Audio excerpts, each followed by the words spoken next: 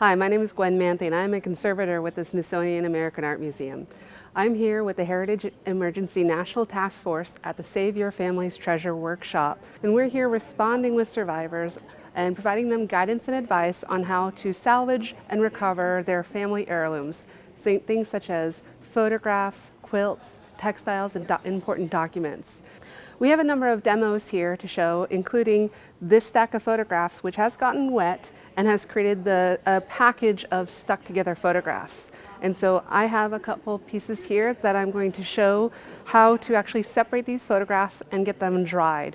We want to have our PPE on, and we have 3 aluminum bins full of distilled water. Distilled water is preferred over tap water because it reduces the contaminants that can actually cause staining in these photographs.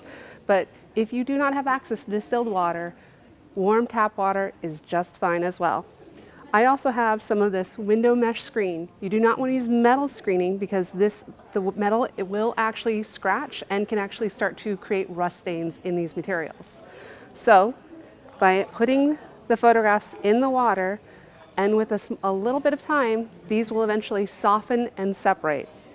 If you have dirty photographs, get a clean, soft paintbrush, and while they are soaking, you can brush the loose dirt off of the painting. That emulsion layer will soften, and in some cases, you can physically remove the photographs from each other. If the photographs have torn, you may choose to move the photographs from one bath to another with that window screen. The series of baths are useful for slowly reducing the grime. And our final bath. Shake off all of the loose water that you can before you lay it to dry face up on an absorbent surface. It is best to not use direct sunlight in order to dry these because that can cause fading of the photographs. If you can increase air circulation in the drying area, but do not point the fan directly at the photographs. For this and more information on how to salvage and recover your family heirlooms, go to culturalrescue.si.edu.